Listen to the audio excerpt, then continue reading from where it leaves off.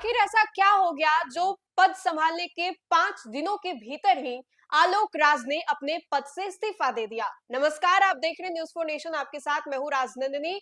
बिहार की राजनीतिक गलियारों में हलचल काफी ज्यादा तेज है और सवाल ये उठ रहे हैं कि आखिर क्यों आलोक राज ने अपने पद से इतने कम वक्त में ही महज 5 दिनों के भीतर ही इस्तीफा जो है वो दे दिया। बहुत सारे सवाल उठ रहे हैं। सवाल इसलिए भी उठते हैं क्योंकि जब भी बिहार में कोई बड़े चेहरे जो है अपने पद से इस्तीफा देते हैं तो उसको कहीं ना कहीं राजनीतिक एंगल से जोड़ा जाता है। ये कहा जाता है कि इनके पीछे बहुत सारी साजिशें जो है वो रची गई हैं। किसी दबाव की वजह से ऐसे जो लोग हैं वो पद से इस्तीफा दे देते हैं। कुछ ऐसा ही हुआ है जहां पर अब से कुछ ही दिनों पहले, यानी कि लगभग 4-5 दिनों पहले 1 जनवरी को आलोक राज ने अपने पद को संभाला था और आज 6 जनवरी को उन्होंने अपने पद से इस्तीफा दे दिया है। तो आखिर किन कारणों की वजह से, जिस वजह से उन्होंने इस्तीफा दिया है, उन्होंने कहा है कि अपने निजी कारणों की वजह से ये हवाला देते हुए उन्होंने अपने पद से इस्तीफा दिया। लेकिन इसके बावजूद भी बहुत सारे जो सवाल है वो खड़े हो रहे हैं कि आखिर क्यों आलोक राज ने अपने पद से इस्तीफा दिया है। दरअसल आपको बताएं तो बिहार के प्रशासनिक गलियारों से एक बड़ी खबर सामने आ रही है, जहां पर बिहार कर्मचारी चयन आयोग बीएसएससी के नवनियुक्त अध्यक्ष और पूर्व आईपीएस अधिकारी आलोक राज ने अपने पद से इस्तीफा दे दिया। गौरतलब है कि आलोक राज ने इसी साल 1 जनवरी 2026 को अध्यक्ष पद की कमान जो है वो संभाली थी। नियुक्ति के महज कुछ ही दिनों के भीतर के इस फैसले ने सबको चौंका दिया।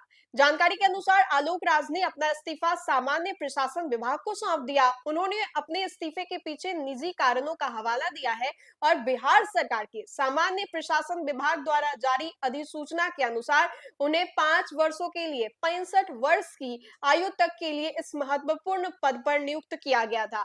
आलोक राज जो है वो वरिष्ठ आईपीएस अधिकारी रहे हैं और महानिदेशक के पद से उन्हें सेवानियुक्ति के बाद उन्हें सरकार ने बीएसएससी की जिम्मेदारी जो है वो सौंपी।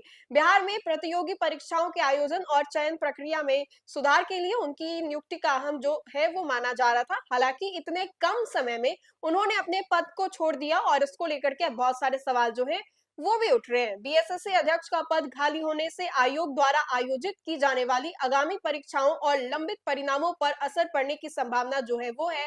अब सबकी नजरें इस बात पर टिकी है कि सरकार आलोक राज का इस्तीफा स्वीकार करे और किसको ये चुनौती भरा पद जो है वो सौंपेगी। तो देखिए किस तरीके से मुख्यमंत्री नीतीश कुमार किस तरीके से अपने अधिकारियों को संभालते हैं।